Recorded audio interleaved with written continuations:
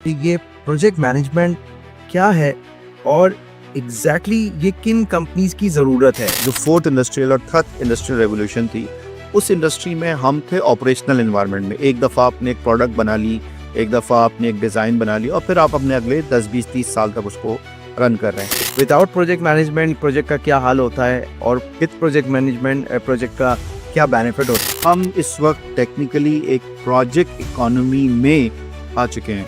अगले 7 से 8 सालों में दुनिया भर में 23 मिलियन प्रोजेक्ट मैनेजर्स की रिक्वायरमेंट है। कि मिनिमम स्टार्ट से हम किस तरीके से अपने प्रोजेक्ट मैनेजमेंट पे काम कर सकते हैं और उसको स्टार्ट कर सकते हैं। तो जहां हम ये कह रहे हैं कि एआई से और दूसरी टेक्नोलॉजी से जॉब्स श्रिंक होंगी, लोग निकाले जाएंगे, उसके दूसरे एंड पे हम ये कह रहे हैं कि जी प्रोजेक्ट मैनेजर्स जो हैं वो राइज होंगे। औज़ुबिल्लाहि मिनश्शैतानिर्रजीम, बिस्मिल्लाहिर्रहमानिर्रहीम।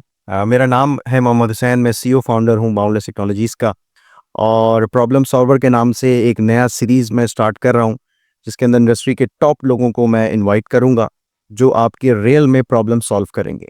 तो आज जो है मेरे साथ मेरे गेस्ट, वो बहुत ही ज़बरदस्त ग्लोबल प्रोजेक्ट मैनेजमेंट पे काम कर रहे हैं over the 20 year. Asadullah Chaudhary साहब, अस्सलाम वालेकुम। वालेकुम अस्सलाम। असद भाई कैसे हैं आप? जी खैरियत है? अल्लाह असद भाई आपको कौन नहीं जानता, माशाल्लाह एक वेल नोन पर्सनैलिटी है और मोर देन 10,000 पीपल को आप ट्रेन कर चुके हैं और कंटिन्यू किए जा रहे हैं। मेरे ख्याल से तो नंबर भी हम नहीं गिन सकते। तो मैं ये चाहूँगा एक छोटा सा इंट्रोडक्शन, अगर आप ख़ुद थोड़ा बहुत अपने बारे में बताएं कि आप कब से जर्नी काम कर रही है और एयूसी क्या कर रही है, इसके बारे में। देखिए, मैंने sir Syed university of engineering technology से 2001 दिसंबर में अपनी डिग्री कंप्लीट की थी। तो मैं उस वक्त यूनिवर्सिटी लाइफ से ही पाकिस्तान में टेक्नोलॉजी की प्रमोशन के लिए काम कर रहा था और मैंने पाकिस्तान में जावा को प्रमोट किया। मैं दुनिया का अर्ली अचीवर हूँ माइक्रोसॉफ्ट डॉट नेट में। अब मैंने पाकिस्तान में डॉट नेट को इंट्रोड्यूस किया और जो तकरीबन 15,000 से ज़्यादा लोगों को मैंने माइक्रोसॉफ्ट की टेक्नोलॉजीज़ में ट्रेन किया। इनफैक्ट 2002 से लेके 2012 तक, जो मैं सेफ साइड पे कहूँ, तो कोई ऐसा सॉफ्टवेयर हाउस नहीं होगा कराची पाकिस्तान में जिसमें डॉट नेट की रिसोर्स हो और मुझसे ना पड़ी हो। एक ये अल्हम्दुलिल्लाह एजाज़ रहा और फिर माइक्रोसॉफ्ट ने मोस्ट वैल्यूएबल प्रोफेशनल का अवार्ड भी दिया। और 2004 में मेरे एक मेंटोर थे, उन्होंने कहा कि असद पाकिस्तान से बाहर मशहूर है कि पाकिस्तानी वर्कर अच्छे होते हैं और मैनेजर बुरे होते हैं। तो ये एक मिशन था कि पाकिस्तान को नेक्स्ट लेवल पे लेके जाएं प्रोजेक्ट मैनेजमेंट में। और अल्हम्दुलिल्लाह आज 20 साल से ज़्यादा का अरसा हो गया है, तो मैंने कोई 10,000 से ज़्यादा प्रोजेक्ट मैनेजर्स को ट्रेन किया है। उसमें तकरीबन जो डाटा है मेरे पास, 3,000 से ज़्यादा मेरे स्टूडेंट जो हैं वो दुनिया के 28 कंट्रीज़ में एज अ प्रोजेक्ट मैनेजर के तौर पे काम कर रहे हैं। वाह! तो बस ये छोटा सा काम है जो कर रहे हैं और कोशिश कर रहे हैं कि और बेहतर करें। माशाल्लाह सर, ये बहुत अच्छी बात है। आप जैसे लोग ही पाकिस्तान के बहुत सारे लोगों को पढ़ा के पूरी दुनिया में भेज रहे हैं। अच्छा असद भाई, हम इस पॉडकास्ट में कोशिश ये करेंगे कि ज़्यादा से लोगों को हम ट्रेन करें। तो मैं सबसे पहले प्रोजेक्ट मैनेजमेंट के ऊपर बात करना चाहूँगा कि ये प्रोजेक्ट मैनेजमेंट क्या है और एग्जैक्टली ये किन कंपनीज की ज़रूरत है। यानी मिसाल के तौर पे, क्या ये किसी सॉफ्टवेयर हाउसेस की ज़रूरत है, क्या ये सिर्फ फार्मास्यूटिकल्स करते हैं, ये किस इंडस्ट्री की रिक्वायरमेंट है। नंबर वन मेरा सवाल, वेरी इंपॉर्टेंट। और नंबर टू, इसको हम किस तरीके से ग्रेजुअली इम्प्लीमेंट कर सकते हैं, क्योंकि बहुत सारे लोग ऐसा समझते हैं कि इसको इम्प्लीमेंट करने के लिए आपको कोई बहुत सारे इंजीनियर्स रखने पड़ेंगे, बहुत सारी टीम रखनी पड़ेगी, बहुत सारा खर्चा होगा। तो आप हमारे इस पॉडकास्ट के ज़रिए से लोगों को ही बताएं कि मिनिमम स्टार्ट से हम किस तरीके से अपने प्रोजेक्ट मैनेजमेंट पे काम कर सकते हैं और उसको स्टार्ट कर सकते हैं। देखिए, प्रोजेक्ट मैनेजमेंट इनिशियली जहाँ से ज़्यादा बात शुरू हुई वो कंस्ट्रक्शन से हुई। क्योंकि कंस्ट्रक्शन में ये था कि आपने एक बिल्डिंग बनाई, आपने रोड बनाया, आपने डैम बनाया और आपने हैंड ओवर कर दिया। तो हमेशा से जो कंपैरिजन रहा है वो प्रोजेक्ट मैनेजमेंट और ऑपरेशंस का है। जैसे अब हम ऑपरेशंस की बात करें तो मैन्युफैक्चरिंग है, तो आपने गाड़ियाँ बना रहे हैं या आप क्लोथ बना रहे हैं या आप फार्मा में मेडिसिन आप बना रहे हैं। तो जो प्लांट पे काम हो रहा है या ऑपरेशंस है वो चल रहा है। इसी तरह एक और ऑपरेशन की एग्जांपल यूटिलिटीज़ में आती है कि जी इलेक्ट्रिसिटी है, तो वो 24 घंटे आपको इलेक्ट्रिसिटी मिल रही है, चीज़ें मिल रही हैं। लेकिन अगर हम प्रोजेक्ट की बात करते हैं तो हम ये कहते हैं कि जी ये टाइम बाउंड है। आपको 6 महीने में, 2 साल में, 1 साल में, जो भी इनिशियल आपका टाइम है इम्प्लीमेंटेशन का, आपने एक काम को बना के, सेटअप करके, बिल्ड करके आप दीजिए। जैसे आपने कोई ब्रिज बना दिया कंस्ट्रक्शन की अगर एग्जांपल लूँ, आपने कोई पावर प्लांट सेटअप कर दिया, अगर हम एनर्जी सेक्टर की बात करें, आपने कोई सॉफ्टवेयर डेवलप कर लिया, आप उसकी बात कर लें, कोई ड्रग डिस्कवरी कर लिया आपने। तो हर इंडस्ट्री आप ये समझें कि समहाउ कहीं न कहीं स्टार्ट होती है प्रोजेक्ट से और फिर वो जाके ऑपरेशन में कन्वर्ट हो जाती है। फिर जब हम ऑपरेशंस रन कर रहे होते हैं तो उस ऑपरेशन की कैपेसिटी अगर बढ़ानी है या उसके अंदर कुछ चेंजेस लानी है या क्वालिटी इनहांस करनी है या तो इस तरह उसकी इनहांसमेंट के लिए भी हम प्रोजेक्ट कर सकते हैं। इसी तरह आजकल जो है जैसे कि हम देख रहे हैं कि 5th इंडस्ट्रियल रेवोल्यूशन में हम हैं और एआई की बहुत बात हो रही है और रोबोटिक्स की बहुत बात हो रही है। तो एक जो बहुत बड़ा मेजर चेंज आ रहा है वो ये समझें कि आप जो 4th इंडस्ट्रियल और 3rd इंडस्ट्रियल रेवोल्यूशन थी, उस इंडस्ट्री में हम थे ऑपरेशनल एनवायरनमेंट में। एक दफ़ा आपने एक प्रोडक्ट बना ली, एक दफ़ा आपने एक डिज़ाइन बना लिया और फिर आप अपने अगले 10, 20, 30 साल तक उसको रन कर रहे हैं। अब जो दुनिया भर में प्रोडक्ट की साइकिल है वो छोटी हो गई। जैसे एग्जांपल के तौर पे बहुत ही आसान तरीके से समझाने के लिए कि पहले जो है अगर एक गाड़ी का नया मॉडल आता था, तो वो 8 साल के बाद जाके चेंज होता था। बिल्कुल सही। अब वो 4 साल में चेंज हो जाता है और विदिन 2 इयर्स पाकिस्तान में तो हर 2 साल के बाद, इंटरनेशनल मार्केट में हर 1 साल के बाद फेसलिफ्ट आ जाता है। इसी तरह आप देखें घड़ी, मोबाइल सब 1-1 साल में चेंज हो रहे हैं। हद तो ये है कि आपके जूते का भी जो है ना वो 1 साल की वो है सही बात, ठीक है ना?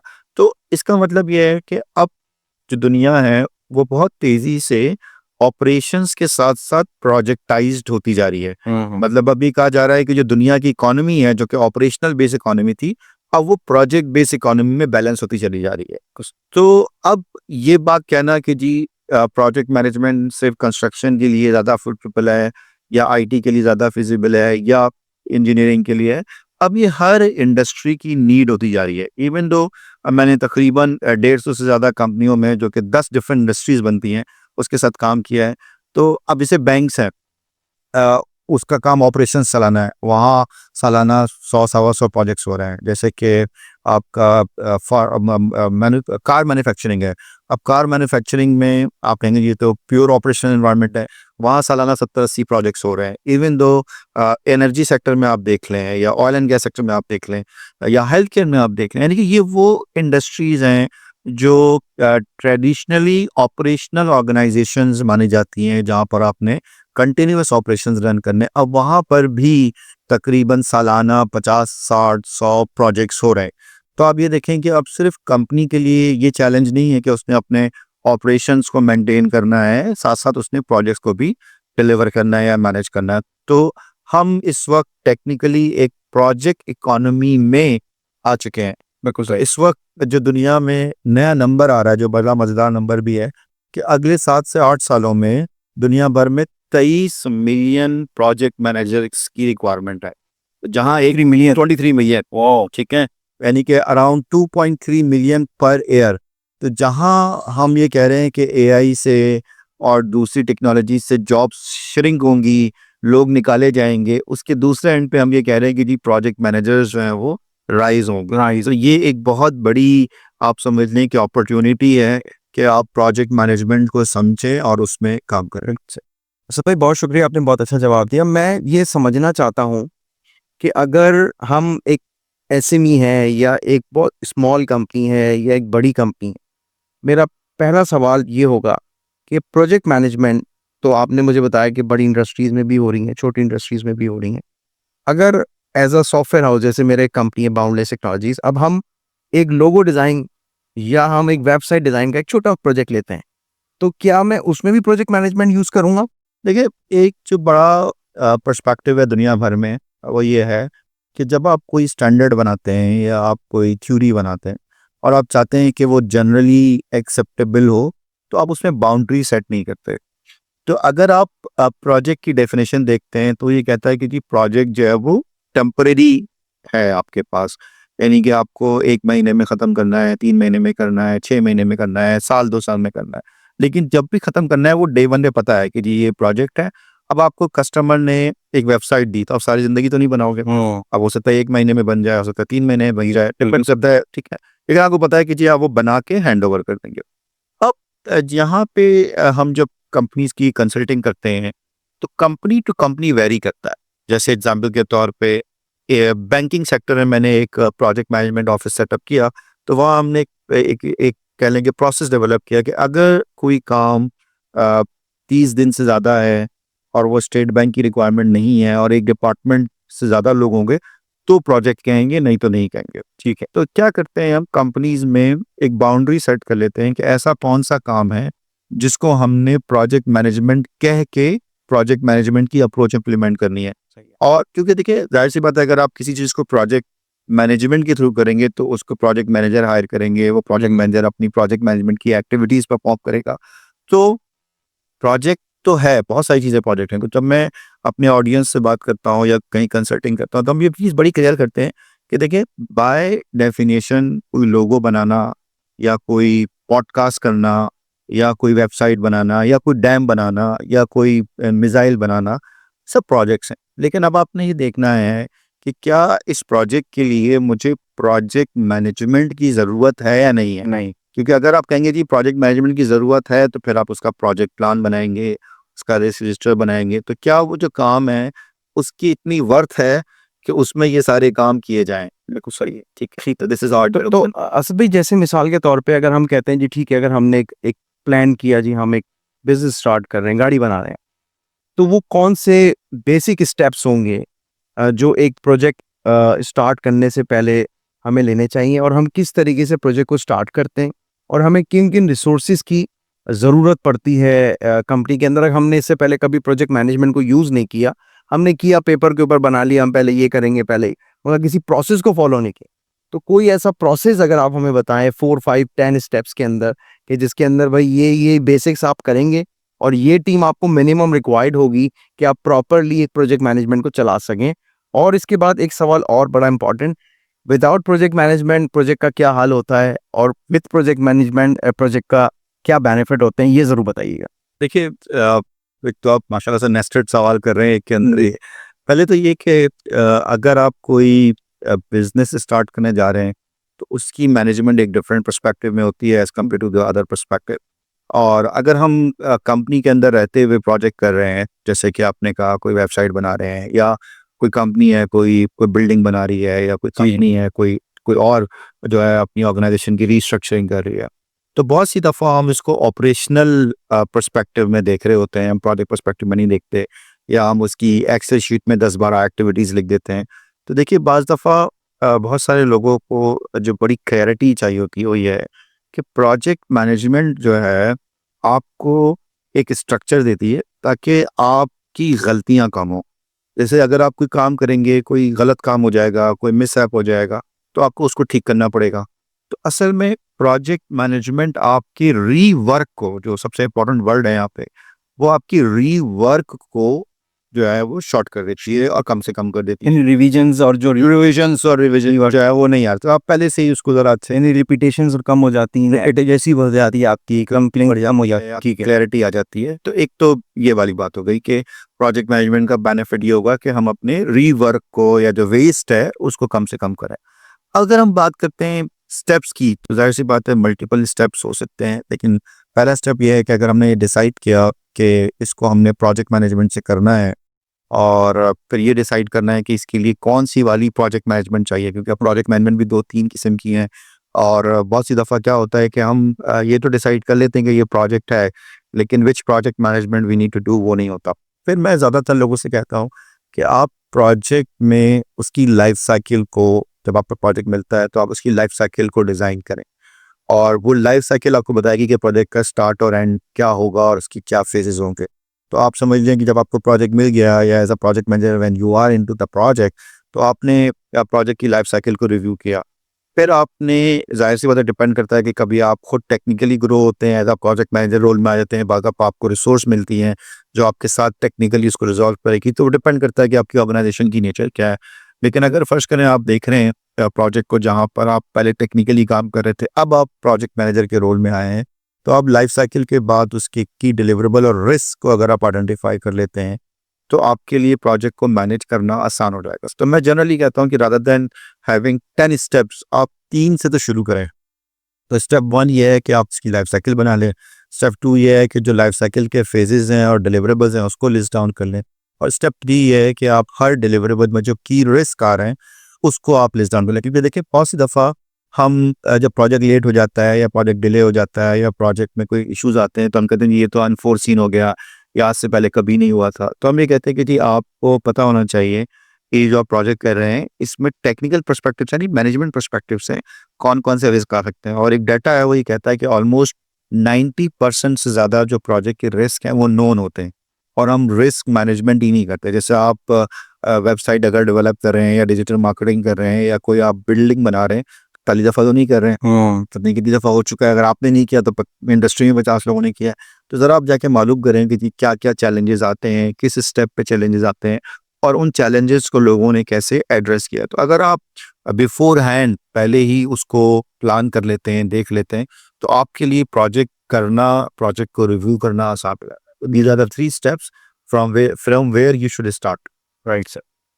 तो वही सवाल कि प्रोजेक्ट मैनेजमेंट के बगैर हमारा प्रोजेक्ट की एक्यूरेसी के क्या चांसेस हैं असद भाई, और विदाउट प्रोजेक्ट मैनेजमेंट अगर हम इसको करते हैं? देखिए इसमें जो डाटा है वो इंडस्ट्री बाय इंडस्ट्री वेरी करता है। ठीक है, अगर आप कंस्ट्रक्शन के प्रोजेक्ट्स देखते हैं, जैसे रोड प्रोजेक्ट्स की आप बात करते हैं, तो उसमें आपके पास जो एवरेज कॉस्ट ओवररन है कि लेट्स सपोज आपने कहा एक रोड का प्रोजेक्ट है वो 10 करोड़ का है। ठीक है, अगर आप प्रॉपर प्रोजेक्ट मैनेजमेंट नहीं करते हैं तो 20% से 30% वो ओवररन हो जाता है। ओके, ठीक है, ये सबसे कम है बाय द वे। कम है। ठीक है, 20% 30% 20% से 30% वो कॉस्ट होने से 10 करोड़ सबसे कम है। हालांकि आपको पता है रोड प्रोजेक्ट जो है वो 10 करोड़ के कहाँ होते हैं, वो तो अरबों रुपए में होते हैं। ठीक है, इसी तरह अगर कोई आप लिंक रोड या ब्रिजेस या टनल्स बना रहे हैं तो उसका सिर्फ कॉस्ट ओवररन 36% है। अगर आप कोई एनर्जी प्रोजेक्ट कर रहे हैं तो उसका कॉस्ट ओवररन तकरीबन 36% है। रेल प्रोजेक्ट्स का कॉस्ट ओवररन जो है वो 46% है। डैम प्रोजेक्ट्स का कॉस्ट ओवररन 90% है। तो इसीलिए हमने काला बाग डैम नहीं बनाया। सही ठीक है। इसी तरह जो है आईटी प्रोजेक्ट्स का कॉस्ट ओवररन 107% है। ओलंपिक्स का cost overrun 187%। Oh my God! और आप सोचें कि अगर आप प्रॉपर प्रोजेक्ट मैनेजमेंट नहीं कर रहे और उसको पहले से उसके रिस्क को अंडरस्टैंड नहीं कर रहे और आपने कहा कि जी मुझे तो पता है या मेरा तो एक्सपीरियंस है और मैं कर लूँगा, तो आप ऑप्टिमिस्टिकली बायस हैं। तो हम रिसर्च में कहते हैं कि जी मेरा एक्सपीरियंस है या मैंने ये काम किया है तो मैं ये भी कर लूँगा। लेकिन अगर आपने उसकी स्ट्रक्चर्ड अप्रोच नहीं लगाई तो ये जो है नंबर्स जो मैंने अभी आपके साथ शेयर किए, ये उसकी जो है डिले, कॉस्ट का डिले है। कॉस्ट का टाइम का डिले अलग होता है, फिर आपकी वैल्यू का डिले अलग है। तो अगर आप इस तरह से उसको मैनेज करते हैं तो आप ये सेव करते हैं। This is how it works, right? असल में अब हम एक आखिरी सवाल मैं पूछूंगा। How many types of project management, जो मैंने सुना हुआ है कि जी कैम्बन मॉडल होता है, वाटरफॉल मॉडल होता है और एजाइल मॉडल होता है, इसके बारे में अगर थोड़ा सा आप बताएं। देखिए प्रोजेक्ट मैनेजमेंट में मेजॉरिटी जो हम बात कर रहे हैं, हम 3 मॉडल्स की बात कर रहे हैं। एक जो कि स्टैंडर्ड मॉडल है, जो कि फिक्स मॉडल है, उसको हम कहते हैं प्लान ड्रिवन मॉडल, या अक्सर आईटी में जो लोग कंप्यूटर इंजीनियरिंग करते हैं उनको वाटरफॉल मॉडल जो है वो पढ़ा जाता है। एसडीएलसी भी वही है, सॉफ्टवेयर डेवलपमेंट लाइफ साइकिल। तो उसका मकसद ये है कि जी आपको प्रोजेक्ट मिला तो आपने उसकी पूरी रिक्वायरमेंट को अंडरस्टैंड किया, कस्टमर से उसका बाइन लिया और फिर आपने उसको डेवलप किया और काम किया। अब इस मॉडल में जो अजम्पशन है, अंडरलाइंग अजम्पशन है, वो ये है कि जो कस्टमर की रिक्वायरमेंट है या जो प्रोजेक्ट की रिक्वायरमेंट है वो 80% तक या उससे ज़्यादा आपके पास क्लियर हो, तो फिर आप आराम से प्लान करके आप कर लेंगे। तो अब अगर आप कोई डाटा सेंटर बना रहे हैं, कोई रोड बना रहे हैं, कोई ब्रिज बना रहे हैं, कोई प्लांट लगा रहे हैं, तो जाहिर सी बात है आप उसको ऐसा नहीं कहेंगे यार शुरू करते हैं और देखेंगे क्या होगा। You have to make a very good plan, blueprint बनाएंगे आप, इंजीनियरिंग डिजाइन बनाएंगे और फिर आप उसको काम कर। लेकिन एक और प्रोजेक्ट्स होते हैं जहाँ पर हम वेबसाइट्स बनाते हैं, या जैसे फर्स्ट करें अक्सर लोग डैशबोर्ड्स बनाते हैं, और बहुत सारे ऐसे प्रोजेक्ट्स होते हैं। वहाँ पे क्या होता है कि जब आप बनाते हैं तो कस्टमर को जो चीज़ नज़र आएगी उसके बाद उसको पता आएगा मुझे चाहिए क्या चाहिए। तो जाहिर सी बात है वहाँ पर आप एक लेवल तक प्लानिंग कर सकते हैं, लेकिन आप एंड टू एंड प्लानिंग नहीं जी। तो फिर अगर आपका प्रोजेक्ट ऐसा है जहाँ पे कस्टमर को खुद नहीं पता कि उसको क्या चाहिए, लेट्स सपोज अब मैं आपसे कहता हूँ कि हुसैन मुझे एक ऐसा CRF बना के दो कि मेरी सेल्स 30% हो जाए। मुझे ये पता है कि इस सॉफ्टवेयर को मैं यूज़ करूँगा तो सेल मेरी 30% बढ़ जानी चाहिए, लेकिन मुझे ये नहीं पता कि मुझे फीचर्स क्या चाहिए, मुझे ये नहीं पता नज़र कैसे आएगा। मैं कहूँगा यार मुझे कुछ बना दो, कुछ बढ़िया चाहिए। जिससे मेरा ये इम्पैक्ट है। तो I know the outcome that I want to achieve, but मुझे उसका एग्जैक्ट फीचर फंक्शन नहीं पता। तो अगर और या कोई वेबसाइट है, जो अक्सर जैसे आप वेबसाइट्स देखते हैं, कॉर्पोरेट वेबसाइट देखते हैं, तो अक्सर कस्टमर कहता है यार अच्छी होनी चाहिए, ग्लोबल लेवल की होनी चाहिए, या उसका डाउनलोड टाइम कम होना चाहिए, या लोडिंग टाइम। लेकिन जब हम आप बनाते हैं तो आप कहते हैं कि भाई हम आपको 3 दफ़ा या 3 उसके रिविजन्स दे देंगे। बिल्कुल सही है। तो बेसिकली क्या है, हर रिवीजन पे कस्टमर खुद सोच रहा है कि अच्छा यार मुझे इसमें क्या चेंजेस चाहिए। तो अगर इस तरह का प्रोजेक्ट है जहाँ पे कस्टमर को रिजल्ट देख के अगला डिसीजन लेना है, तो फिर आप एजाइल प्रोजेक्ट मैनेजमेंट को चूज कर लेते हैं। सही है। तीसरा आपके पास आता है हाइब्रिड, जो कि दोनों का कॉम्बिनेशन है। बहुत सी दफ़ा ऐसे प्रोजेक्ट्स होते हैं जहाँ पे आपको टेक्नोलॉजी में अनसर्टेनिटी है, जैसे टेक्नोलॉजी की हम अक्सर बात करते हैं, तो बहुत सी दफ़ा जो चीज़ लोग मिस कर जाते हैं वो ये है कि टेक्नोलॉजी कितनी मैच्योर है। अक्सर आपको पता होता है कि हमने प्रोजेक्ट किया या कोई काम किया और पता चला कि जी वो टेक्नोलॉजी सपोर्ट नहीं कर रही या सॉफ्टवेयर में ही बग है। तो फिर अब आप कह दीजिए आर्टिफिशियल चला के देख लेते हैं। आजकल हर कोई एआई की बात कर रहा है, एआई के सॉफ्टवेयर की बात कर रहा है, लेकिन एआई का सॉफ्टवेयर बनाना एक चैलेंज है। और फिर जनरली जब आप कोई सॉफ्टवेयर बनाते हैं तो एक दफ़ा बनाने की कॉस्ट आती है, फिर उसकी मेंटेनेंस की कॉस्ट बहुत कम होती है। लेकिन एआई के सॉफ्टवेयर को बनाने की भी कॉस्ट है और फिर मेंटेन करने की भी कॉस्ट है। तो फिर जाहिर सी बात है वो बहुत सी लोगों के लिए फिजिबल नहीं रहता बिजनेस करना है। तो हाइब्रिड अप्रोच यहाँ पे काम आती है कि हम दोनों को प्रेडिक्टिव और अडॉप्टिव को अलाइन करके करना है।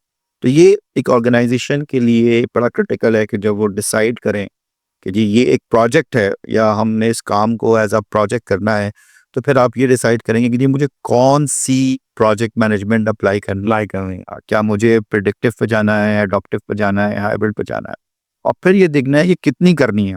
क्योंकि ऐसा नहीं है प्रोजेक्ट मैनेजमेंट को चेकलिस्ट नहीं है कि आपने सारे चेक को टिक बॉक्स लगाना है, बल्कि ये है कि आपने ये देखना है कि इस प्रोजेक्ट के हिसाब से मुझे कितनी प्रोजेक्ट मैनेजमेंट की ज़रूरत है। तो जैसे मैंने आपको 3 स्टेप बताया, हो सकता है मैं अब जब मैं इंजीनियरिंग के प्रोजेक्ट्स में काम करता हूँ या कंस्ट्रक्शन के लिए काम करता हूँ या मैटर ऑफ फैक्ट डिफेंस मेरा क्लाइंट है, तो वहाँ 3 नहीं होते, वहाँ 25 होते हैं। जिस तो डिपेंड करता है कि आपका जो प्रोजेक्ट है उसकी साइज़ क्या है या उसकी कॉम्प्लेक्सिटी कितनी है या उसमें लोग कितने हैं, उसके हिसाब से आप डिसाइड करते हैं कि कितना प्रोजेक्ट मैनेजमेंट आपको लगानी है। बहुत शुक्रिया असद भाई, थैंक यू वेरी मच। और हम अब इस सीज़न को इंशाल्लाह कंटिन्यू करेंगे। आपका बहुत-बहुत शुक्रिया आपके टाइम देने का। Thank you.